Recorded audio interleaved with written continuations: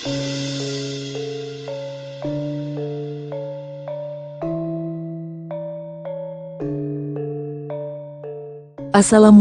warahmatullahi wabarakatuh. Berjumpa kembali di channel Langit Bukit Menoreh Official. Di kesempatan kali ini, akan melanjutkan cerita di video sebelumnya, sebuah cerita karya Ebes, yang berjudul, Babat Negeri Leluhur, episode yang ke-93. Sebelum kita masuk ke ceritanya, tekan dulu tombol like video ini dan jangan lupa tekan juga tombol subscribe channel ini. Dan nyalakan juga lonceng notifikasinya, agar tidak ketinggalan cerita-cerita lainnya. Dan seperti apa untuk kisahnya kali ini, langsung saja kita masuk ke ceritanya.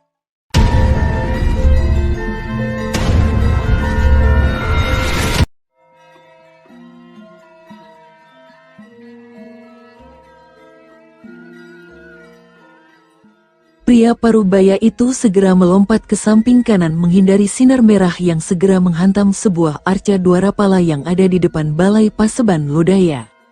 Blam, arca dwarapala itu langsung hancur berantakan. Empu Wijaya tidak punya pilihan lain selain merapal ajian sukma sejati. Tangan kirinya segera diangkat ke atas kepala kemudian diturunkan ke depan dada. Sinar hijau keputihan segera melingkupi seluruh tubuh Empu Wijaya. Panji Watu Gunung segera merapal ajian Brajamustinya di tangan kiri. Tubuhnya telah terlindung sempurna oleh ajian Tameng Wajah, pedang naga api di tangan kanannya, sedang ajian Brajamusti yang berhawa panas melingkupi tangan kirinya. Empu Wijaya melenting tinggi ke udara kemudian melesat turun sambil mengayunkan pedangnya ke arah Panji Watu Gunung. Wut, tring. Tangan kiri Empu Wijaya menghantam ke arah dada Panji Watu Gunung yang disambut dengan ajian Brajamusti. Duar, pedang Empu Wijaya patah dan kakek tua itu terpental sejauh 4 tombak ke belakang dan menghantam tanah dengan keras. Pemimpin kelompok macan kumbang itu muntah darah segar akibat luka dalam serius yang dideritanya.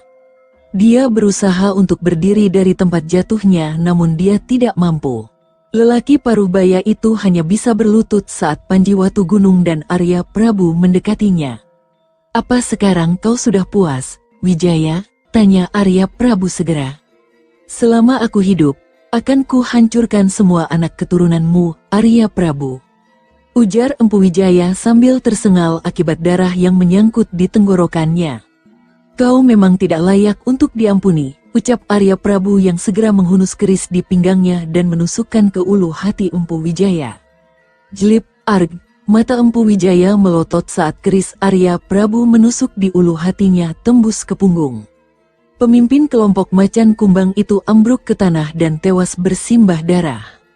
Para anggota pasukan pemberontak yang melihat sang pemimpin tewas, segera melemparkan senjata mereka.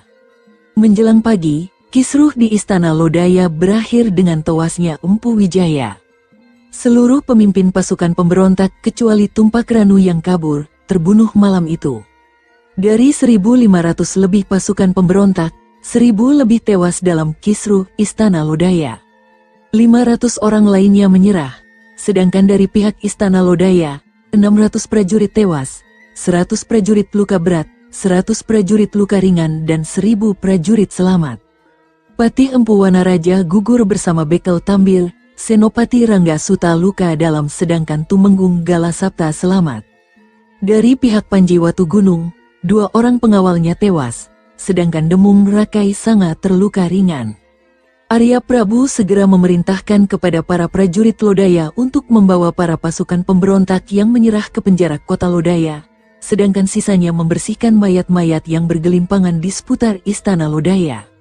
Saat mentari pagi mulai menampakkan dirinya di ufuk timur, para prajurit Lodaya sudah membersihkan sekitar Istana Lodaya. Panji Watu Gunung yang baru saja membersihkan diri dan berganti baju dikagetkan dengan kedatangan ketiga istrinya yang juga sudah berganti pakaian. "Kenapa kalian kemari?" tanya Panji Watu Gunung segera. "Akang Kasep, apa rencana kita selanjutnya?" tanya Naganingrum sambil mendekati suaminya itu. Panji Watu Gunung menguap lebar sambil berkata, "Aku mengantuk, Dinda." Panji Watu Gunung lantas melangkah menuju ke tempat tidurnya. Dia benar-benar mengantuk. Melihat sang suami mereka melangkah ke atas ranjang, tiga istri Panji Watugunung saling berpandangan satu sama lain. Naganingrum mengedipkan matanya pada Rara Sunti dan Srimpi. Mereka bertiga langsung tersenyum penuh arti. Saat hendak naik ke atas ranjang, terdengar suara Panji Watugunung. "Boleh ikut tidur di sini, tapi awas kalau berani memancingku untuk bermain cinta." Mendengar ancaman dari Panji Watugunung, senyum ketiga istrinya langsung pudar. Meski demikian mereka bertiga tetap ikut tidur di samping sang pangeran mahkota. Hari semakin siang, dua orang pelayan yang ditugaskan untuk membangunkan Panji Watugunung dengan setia berdiri di depan pintu kamar tidur. Saat hampir tengah hari, Panji Watugunung terbangun dari tidurnya. Ketiga istrinya pun sudah bangun dari tidur mereka. Sepertinya mereka telah terjaga dari tadi. Perlahan Sang Yuwaraja Panjalu mengucek matanya dan segera berdiri dari tempat tidurnya. "Selamat siang Kakang Panji. Ayo cuci muka dulu," ujar cempluk Rara Sunti yang segera mendekati Panji Watugunung sambil membawa segendok air cuci muka. Panji Watugunung tersenyum tipis saja, kemudian mencuci muka dengan air yang diberikan oleh selir bungsunya itu. "Akang Kasep, kita sudah diantos eta pangeran sepuh di istana pribadinya. Hayu kita ke sana," ujar Dewi Naganingrum sambil tersenyum manis. "Sejak kapan kalian tahu kita tahu Pangeran Arya Prabu menunggu kedatangan kita?" tanya Panji Watugunung sambil memandang wajah ketiga istrinya. "Sejak tadi Denmas, dua orang pelayan memberitahu kita bahwa Pangeran Arya Prabu menunggu kita untuk makan awalnya, cuma karena kita tidur mereka tidak berani membangunkan. Nah, saat kita bangun tidur dan keluar kamar, seorang prajurit memberitahu bahwa kita ditunggu Pangeran Arya Prabu di istana pribadinya," jawab Dewi Srimpi segera. Baiklah. Ayo kita temui Pangeran Arya Prabu," ucap Panji Watugunung yang segera berdiri dari tepi ranjang tidurnya. Mereka segera bergegas menuju ke arah istana Lodaya di mana sang penguasa kepangeranan Lodaya sudah menunggu kedatangan mereka. "Selamat siang, Pangeran Jayengrana. Mari silahkan duduk," sambut Pangeran Arya Prabu dengan ramah. "Terima kasih atas sambutannya Gusti Pangeran. Maaf jika aku terlambat hadir memenuhi panggilanmu," ujar Panji Watugunung segera. Panji Watugunung segera duduk bersila di lantai serambi istana pribadi Pangeran Lodaya diikuti oleh ketiga istrinya. Pangeran Arya Prabu menyusul duduk di sebelahnya. "Ah, kau ini bicara apa? Jika kau tidak kelelahan karena menyelamatkan nyawaku dari para pemberontak, mana mungkin kau bisa kesiangan bangun tidur?" Pangeran Arya Prabu tersenyum tipis. "Lantas ada apa kau memanggilku kemari, Gusti Pangeran?" "Apa ada hal penting yang perlu dibicarakan?" ujar Panji Watugunung sambil menatap wajah sepuh Arya Prabu. Penguasa tanah perdikan Lodaya itu tersenyum simpul. "Begini Pangeran Jayengrana, pembicaraan kita semalam terpotong oleh kisruh yang terjadi. Aku bermaksud untuk melanjutkan pembicaraan kita tentang rencana lamaran Arya Tanggung untuk Dewi Anggraeni, adikmu. 3 hari lagi, Arya Tanggung dan para pengawalku akan ke Gelanggelang dengan membawa seserahan pernikahan pada Dewi Anggraeni. Apa itu bisa diterima?" tanya Pangeran Arya Prabu sambil menatap ke arah Panji Watugunung. "Apa tidak terlalu cepat, Gusti Pangeran? Bukankah keadaan sekitar istana Lodaya belum pulih sepenuhnya karena pemberontakan Macan Kumbang semalam?" Panji Watugunung mengelus dagunya. "Tidak apa-apa, Pangeran Jayengrana. Dengan musnahnya kelompok Macan Kumbang, maka bisa dipastikan Lodaya akan baik-baik saja. Aku sangat berterima kasih kepadamu atas bantuan yang kau berikan. Menjadi besan Bupati Gelanggelang sekaligus iparmu adalah kehormatan besar untuk tanah perdikan Lodaya," ujar Pangeran Arya Prabu segera. "Baiklah jika itu sudah menjadi keputusanmu, Gusti Pangeran Arya Prabu. Namun ada satu hal yang ingin kupinta darimu," Panji Watugunung segera menatap ke arah Arya Prabu. "Apa itu Pangeran Jayengrana? Katakan saja. Bila aku mampu, pasti akan kupenuhi," Arya Prabu tersenyum simpul. "Jika sewaktu-waktu terjadi perang dengan Jenggala, aku minta Lodaya tidak mendukung Jenggala," ujar Panji Watugunung dengan tegas. "Kalau itu sudah lama menjadi keputusanku, Pangeran Jayengrana. Kalaupun kau meminta Lodaya untuk membantu menghadapi Jenggala, aku bersedia." Ini sebagai bentuk balas budiku kepadamu, ucap Pangeran Arya Prabu segera. Mendengar jawaban itu, Panji Watugunung tersenyum penuh arti. Siang itu, Arya Prabu menjamu Panji Watugunung dan rombongannya dengan hidangan khas Istana Lodaya di Sasana Boga. Pelbagai jenis makanan disajikan untuk mereka. Usai perjamuan makan, Panji Watugunung meminta undur diri dari Lodaya. Walaupun Pangeran Arya Prabu masih sedikit keberatan dengan kepergian mereka, tapi dia juga tahu bahwa Panji Watugunung memiliki kewajiban untuk rakyat Kayu Warajan Panjalu yang dipimpinnya. Tunggu kedatangan kami di Gelang-Gelang, Pangeran Jayangrana, ujar Pangeran Arya Prabu sambil membungkuk hormat. Kami mohon pamit untuk pulang ke Gelang-Gelang, Gusti Pangeran, ujar Panji Watugunung yang segera melompat ke atas kudanya diikuti oleh ketiga istrinya juga Demung Rakai Sanga beserta para pengawal setia mereka. Rombongan Panji Watugunung segera melesat meninggalkan Istana Lodaya menuju ke utara. Pangeran Arya Prabu mengantar mereka hingga ke gerbang istana. Lewat tengah hari, Panji Watugunung dan rombongannya sudah sampai di dermaga penyeberangan tepi Sungai Brantas. Kedatangan mereka cukup mengagetkan pemilik kapal penyeberangan karena dandanan mereka yang berubah. Jika awal berangkat mereka berdandan layaknya pendekar dan petani, maka saat pulang mereka memakai busana kebesaran masing-masing. Mohon maaf, apa Gusti ini adalah bangsawan dari Daha? Tanya si pemilik kapal penyeberangan dengan sopan. Benar, Ki, ini adalah bangsawan Daha. Memangnya kenapa? Jawab Rakai Sanga yang ada di depan. Mohon maaf jika kemarin hamba tidak sopan pada Gusti sekalian, ujar si pemilik kapal penyeberangan dengan takut-takut. Sudahlah Ki, Gusti Pangeran tidak akan mempermasalahkan hal semacam itu. Seberangkan kami, ada urusan penting yang harus dilakukan, ujar Demung Rakai Sanga segera. Si pemilik kapal penyeberangan segera memerintahkan kepada para anak buahnya untuk melajukan perahu penyeberangan usai rombongan Panji Watugunung naik. Dengan cepat, perahu penyeberangan membelah arus Sungai Brantas yang sedikit besar karena musim hujan mulai turun di wilayah negeri Panjalu. Usai perahu penyeberangan merapat di dermaga penyeberangan di wilayah Pakuwon Ganter, rombongan Panji Watugunung segera turun dari perahu.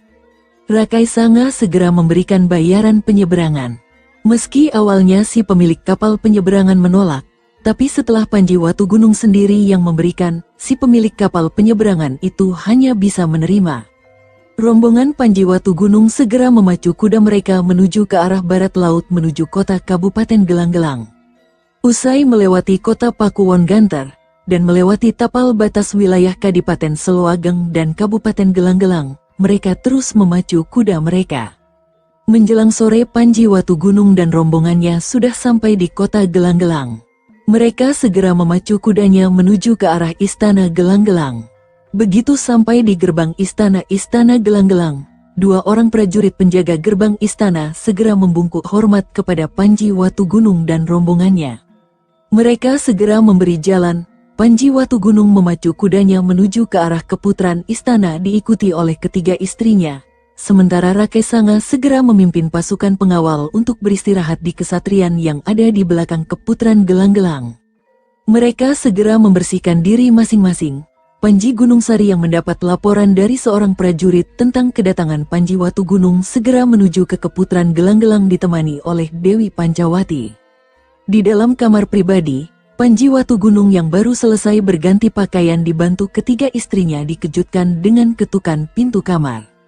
Tok tok tok, mohon ampun bila hamba mengganggu Gusti Pangeran. Kanjeng Bupati Gelang-Gelang menunggu Gusti Pangeran di serambi keputran, ujar seorang edayang istana dari luar pintu kamar.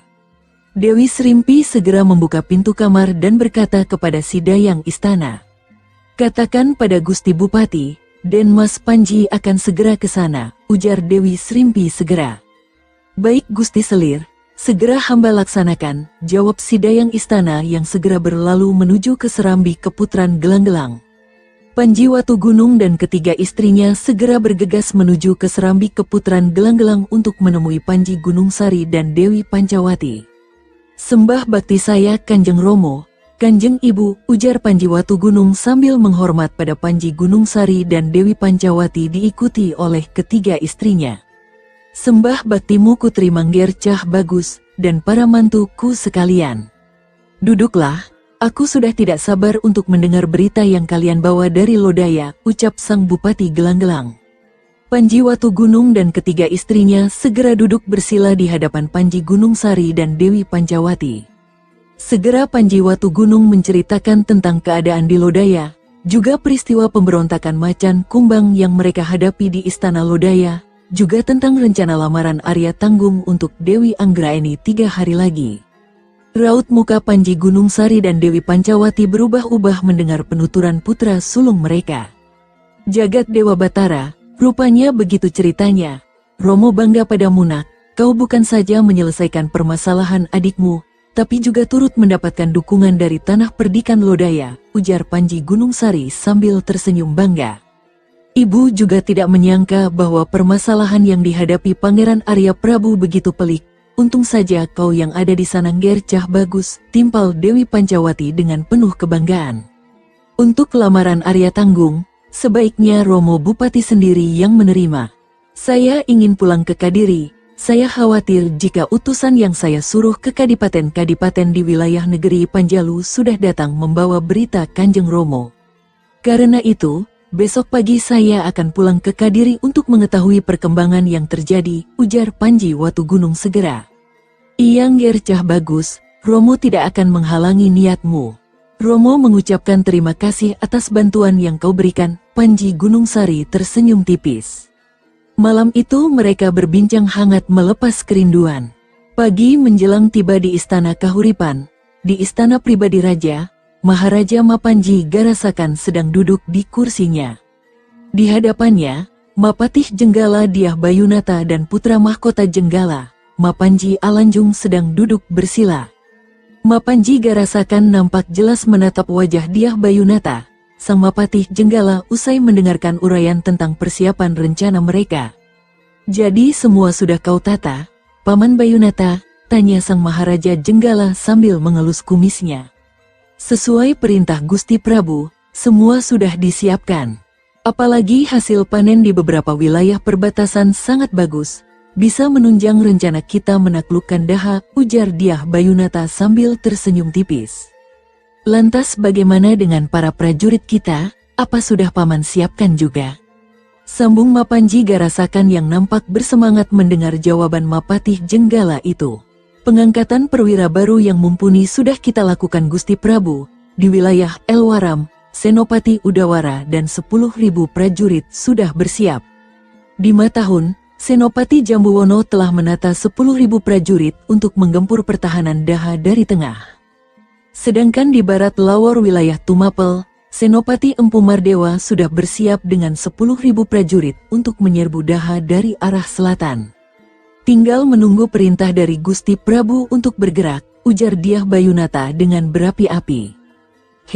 Selepas 1000 hari moksanya Kanjeng Romo Airlangga di Belahan, aku akan meminta Begawan Tunggul Manik untuk menghitung hari baik itu, Paman Bayunata. Bersabarlah sejenak, ujar Mapanji Garasakan sambil menatap ke arah langit pagi hari itu. Di Istana Katang-Katang, di dalam gudang penyimpanan pangan istana, Demung Gumbrek sedang merebahkan tubuhnya di atas dipan kayu jati yang menjadi tempat istirahatnya. Lelaki bertubuh tambun itu sedang mendengkur keras. Sementara para anak buahnya yaitu Weleng, Gubarja dan Widarba sibuk menghitung jumlah barang pajak dan upeti yang baru dikirim dari Watu Galuh dan Kunjang. Para prajurit perbekalan yang berjumlah 15 orang bolak-balik mengangkut padi dan jagung yang dikirim dengan pedati. Badan mereka penuh dengan keringat, pun 3 bawahan Gumbrek, peluh mereka sampai menetes akibat tuntutan laporan yang harus diserahkan pada Patih Saketi nanti siang. Senopati Warigalit yang kebetulan lewat, menyempatkan diri untuk menengok kesiapan lumbung pangan Istana Katang-Katang sebelum berangkat ke arena pelatihan para prajurit baru Kadiri. Kok cuma kalian bertiga? Mana atasan kalian? Mendengar suara Warigalit, 3 orang bawahan Gumbrek segera menoleh ke sumber suara. Melihat kedatangan Warigalit, 3 orang bawahan itu langsung ketakutan. Anu Gusti Senopati, Gusti Demung anu itu, Weleng gugup saat menjawab. Ona anu, jawab yang benar, di mana Gumbrek, bentak Warigalit segera. 3 bawahan Gumbrek itu pucat seketika. Mau memberitahu takut kena omel Gumbrek, tidak diberitahu bisa-bisa kena murka Warigalit. Akhirnya Weleng memberanikan diri untuk menjawab setelah mendapat isyarat anggukan kepala dari Widarba dan Gubarja. Anu Gusti Senopati, Gusti Demung sedang tidur, ujar Weleng dengan lirih. Kurang ajar, makan gaji buta dia, di mana dia sekarang? Cepat katakan, Warigalit menatap tajam ke arah 3 bawahan Gumbrek segera. Di sana Gusti Senopati, di sudut gudang, ujar Weleng dengan terbata-bata. Warigalit segera menuju ke arah yang ditunjuk Weleng. Dan benar saja, Gumbrek tampak tidur sambil mendengkur keras. Dasar pejabat sinting, waktunya kerja malah asyik tidur. Brengsek, gerutu Warigalit sambil menendang kaki dipan kayu jati tempat tidur Gumbrek. Brak, kaki dipan kayu langsung hancur terkena hantaman kaki Warigalit. Dipan langsung oleng dan Gumbrek yang tengah tidur pulas langsung menggelinding ke lantai gudang. Gedubrak, aduh biung, keparat mana yang berani mengganggu tidurku? Ucap Gumbrek yang kepala benjut menabrak tiang kayu gudang. Pria tambun itu mengelus kepalanya yang benjol sambil berdiri. Aku yang melakukannya, kenapa? Ujar Warigalit dengan sengit. Gumbrek yang sudah bersiap marah, seketika menoleh. Kau mau aku? Gusti Senopati Warigalit. Gumbrek langsung blingsatan saat tahu Warigalit sudah berkacak pinggang di hadapannya. Kau ini ya, jam kerja malah asyik tidur. Sudah bosan jadi demung kau brek. Warigalit mendelik ke arah Gumbrek. Pria tambun itu langsung terdiam tak menjawab. Duh, mimpi apa sih aku barusan? Kenapa diam? Masih mau tidak? Tanya Senopati Warigalit dengan sedikit keras. Ya mau Gusti Senopati, saya masih sayang dengan pekerjaan ini kok, ujar demung Gumbrek dengan menunduk. Makanya kalau waktu kerja jangan tidur. Kau tidak bisa lihat itu anak buahmu semuanya sampai keringatan karena mengerjakan tanggung jawabmu. Hebat sekali kau, brek, atau kau mau aku laporkan pada Dimas Pangeran Jayengrana? Ancam Warigalit yang membuat Gumbrek pucat seketika. Ya jangan Gusti Senopati, saya salah mohon dimaafkan, ujar Gumbrek sambil menunduk. Kalian bertiga, cepat kemari, perintah Senopati Warigalit pada Weleng, Gubarja dan Widarba. 3 orang bawahan Gumbrek itu segera mendekati sang Senopati Kadiri. Ada tugas untuk kami, Gusti Senopati, tanya Weleng dengan ketakutan. Dia khawatir menjadi sasaran kekesalan Gumbrek. Kalian bertiga istirahat, jangan bantu Gumbrek melakukan penghitungan dan pengawasan upeti yang baru dikirim untuk hari ini. Dan kau Gumbrek, untuk hari ini kau bertugas sendiri. Kalau sampai kedapatan kau minta bantuan atau menyuruh orang lain untuk membantumu, akan kulaporkan kau pada Dimas Pangeran Jayengrana. Ini hukuman buatmu yang menyepelekan tugas yang kau emban, ujar Warigalit sambil menatap tajam ke arah Gumbrek. Sendiko dawuh Gusti Senopati, ujar Gumbrek, Weleng, Gubarja dan Widarba bersamaan. Warigalit segera melangkah menuju ke pintu pergudangan istana Katang-Katang. Demung Gumbrek segera menoleh pada 3 orang bawahannya. Kalian ini benar-benar keterlaluan, bisa-bisanya menunjukkan tempat tidurku pada Gusti Senopati Warigalit. Sekarang aku kan yang menerima hukumannya, gerutu Gumbrek sambil mendelik pada mereka. Ampun Gusti Demung, saya sudah berusaha menutupi keberadaan Gusti Demung, tapi Gusti Senopati memaksa untuk mengetahui keberadaan Gusti Demung. Saya tidak berani bohong pada Gusti Senopati, ujar Weleng sambil menunduk. Dasar bawahan tidak ada etika, awas saja kalian. Besok kalau kalian terlambat hadir di sini sekejap saja, akan kujatuhi hukuman berat, ancam Gumbrek sambil berjalan mendekati para pengangkut barang pajak dan upeti di pedati. Sekarang, kalian mulai angkat barang-barang itu, setiap 1 kali angkut 1 pikul, kalian teriak 1 kali. Cepat, perintah Gumbrek segera. Para pengangkut barang segera mulai melaksanakan perintah Gumbrek. Cuaca yang terik membuat Gumbrek bermandi peluh. Nasib-nasib, dasar apes. Gumam Gumbrek sambil terus melakukan pekerjaannya, sementara 3 bawahannya berteduh di bawah pohon rindang. Sementara itu, Warigalit yang baru dari gudang penyimpanan bergegas menuju ke kesatrian yang ada di utara istana Katang-Katang. Ratusan prajurit nampak berlatih perang di bawah bimbingan si tapak malaikat dan pendekar pedang langit, dua jagoan persilatan yang disewa Kayuwarajan Panjalu untuk meningkatkan kemampuan bela diri para prajurit Kadiri. 1000 prajurit berkuda berlatih menebas boneka yang terbuat dari jerami kering yang diikat pada sebatang bambu.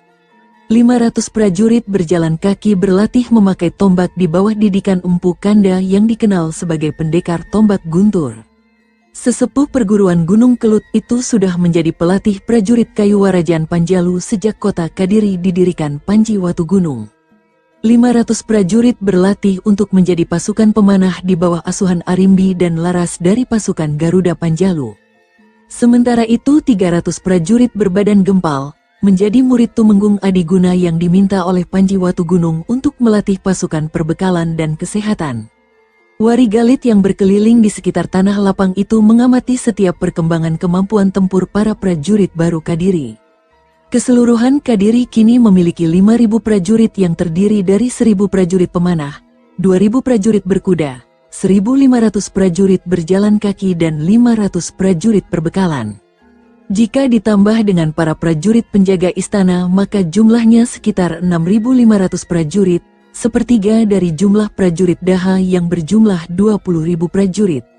Empu Lumadi alias pendekar pedang langit segera mendekati Warigalit yang tampak gembira melihat kemajuan para prajurit baru Kadiri. "Bagaimana Gusti Senopati? Apa sudah sesuai harapan dari Gusti Senopati?" tanya Empu Lumadi sambil tersenyum tipis. "Sudah bagus Empu Lumadi, aku cukup puas dengan hasil yang diperoleh oleh para prajurit baru ini. Mohon kau terus meningkatkan kemampuan mereka agar mampu menjadi kebanggaan bagi Gusti Pangeran Jayengrana," ujar Warigalit dengan cepat. "Akan saya usahakan semampu saya Gusti Senopati. Gusti Pangeran Jayengrana pasti akan bangga melihat perubahan kemampuan bela diri para prajurit baru Kadiri sekarang. Ngomong-ngomong Gusti Senopati, kapan Gusti Pangeran Jayengrana akan pulang? Ada sesuatu yang ingin saya bicarakan dengan beliau," tanya Empu Lumadi sambil tersenyum tipis. "Kenapa kau senyum-senyum begitu? Apa ada sesuatu yang ingin kau minta dari Dimas Pangeran Jayengrana?" ucap Senopati Warigalit sambil menatap wajah sepuh Empu Lumadi. "Gusti Senopati memang hebat. Tahu maksud saya, sebenarnya saya ingin memasukkan putra saya, Narajaya menjadi prajurit Kadiri. Kemampuannya dalam ilmu bela diri menurut saya cukup bagus." Empu Lumadi tersenyum penuh arti. "Aku tidak bisa memutuskan untuk menerima putramu, Empu Lumadi. Biar Dimas Pangeran Jayengrana saja yang memberi keputusan," ujar Senopati Warigalit sambil menatap wajah sepuh Empu Lumadi. Pendekar pedang langit itu manggut-manggut tanda mengerti. Keesokan harinya, Panji Watugunung dan ketiga istrinya bersiap untuk pulang ke Kadiri. Demung Rakai Sanga dan ke-18 prajurit pengawal mereka mengikuti langkah Sang Yuwaraja Panjalu saat mereka berpamitan kepada Bupati Gelang-Gelang, Panji Gunung Sari. Dengan diantar Panji Gunung Sari dan Dewi Pancawati sampai di pintu gerbang Istana Gelang-Gelang, rombongan Panji Watugunung memacu kudanya menuju ke arah kota Kadiri. Sepanjang perjalanan, mereka mendapat perhatian dari para warga yang kebetulan berpapasan dengan iring-iringan itu. Saat sampai di Wanua Pejarakan yang masuk ke dalam wilayah Kadiri, hujan deras tiba-tiba mengguyur. Panji Watugunung segera berhenti di salah satu rumah warga Pejarakan yang ada di ujung jalan raya Wanua itu diikuti oleh para pengiringnya. Mereka segera bergegas berteduh di sana. Seorang lelaki paruh baya berjenggot lebat tergopoh-gopoh menyambut kedatangan Panji Watugunung dan rombongannya. "Permisi Ki, kami numpang berteduh di sini," ucap Panji Watugunung segera. "Silahkan, Gusti Pangeran Jayengrana. Suatu kehormatan bagi kami bisa memberikan tempat bagi Gusti Pangeran," ujar lelaki paruh baya itu dengan penuh hormat. "Apa Aki mengenal kami?" tanya Rara Sunti pada lelaki paruh baya itu segera. "Pejarakan masuk wilayah Pakuwon Kadri, Gusti Putri. Kalau sampai tidak mengenali siapa penguasa di sini, maka kami akan sangat tidak tahu diri," jawab si lelaki berjenggot lebat itu sambil membungkuk hormat pada Rara Sunti. "Kau tinggal sendiri di sini Ki?" Dewi Srimpi segera menatap wajah laki-laki paruh baya itu sambil menatap ke sekeliling rumah. "Hamba tinggal bersama istri, Gusti Putri. dua putra hamba bergabung menjadi prajurit Kadiri yang baru. Mereka kini tengah berlatih di kesatrian. Si lelaki paruh baya itu tersenyum tipis. Panji Watugunung segera menatap wajah sepuh lelaki itu. "Siapa nama putramu, Ki?" tanya Panji Watugunung segera. "Mereka bernama Gardika dan Walungan, Gusti Pangeran. Mereka berdua adalah putra kebanggaan kami," sahut seorang wanita paruhbaya yang merupakan istri lelaki paruhbaya itu sambil membawa nampan berisi kendi berisi air minum dan beberapa gelas minuman hangat. Lelaki tua itu segera mempersilakan Panji Watugunung dan rombongannya untuk meminum minuman yang mereka hidangkan. Hujan terus mengguyur wilayah Kadiri dengan derasnya. Usai hujan mereda, Panji Watugunung segera berterima kasih pada sepasang warga Wanua Pejarakan itu. Dia pamit untuk melanjutkan perjalanan pulang ke kota Kadiri. Rombongan Panji Watugunung segera meninggalkan tempat itu segera. Saat memasuki kota Kadiri, semua penduduk memberikan jalan pada mereka. Begitu memasuki istana Katang-Katang, para prajurit penjaga gerbang istana segera membukakan pintu gerbang. Panji Watugunung dan ketiga istrinya segera menuju ke istana pribadinya, sedang Demung Rakai Sanga memimpin para prajurit pengawal menuju kesatrian. Patih Saketi yang baru saja hendak menemui Dewi Anggarawati, langsung mendekati Panji Watugunung. Warangka kayu Warajan Panjalu itu segera menghormat pada Panji Watugunung. "Sembah bakti hamba pada Gusti Pangeran Jayengrana. Mohon ampun bila hamba mengganggu," ujar Patih Saketi dengan hormat. "Ada apa Paman Patih? Apa ada hal penting yang perlu kau laporkan?" Panji Watugunung menghentikan langkahnya. "Mohon ampun Gusti Pangeran, para utusan yang Gusti Pangeran kirim ke seluruh wilayah Panjalu, sudah ada yang kembali. Di antaranya Demung Marakeh dan Tumenggung Landung," ujar Patih Saketi menyampaikan laporannya. "Panggil mereka ke istana pribadiku, Paman Patih pada lepas tengah hari ini. Juga Kakang Warigalit dan Demung Gumbrek," perintah Panji Watugunung pada sang Patih Kadiri itu. "Sendiko dawuh Gusti Pangeran," Patih Saketi menghormat pada Panji Watugunung dan segera mundur dari hadapannya. Panji Watugunung segera menuju ke puri pribadi Dewi Anggarawati. Para istrinya suka berkumpul bersama di sana. Cempluk Rarasunti, Dewi Srimpi dan Dewi Naganingrum mengikuti langkah sang suami mereka.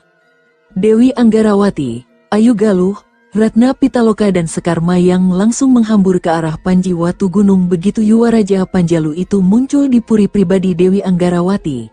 Mereka sangat bergembira menyambut kedatangan sang suami. "Selamat datang kembali di istana Katang-Katang, Kang Mas Panji," ujar Dewi Anggarawati yang diikuti senyuman oleh Ayu Galuh, Sekar Mayang dan Ratna Pitaloka.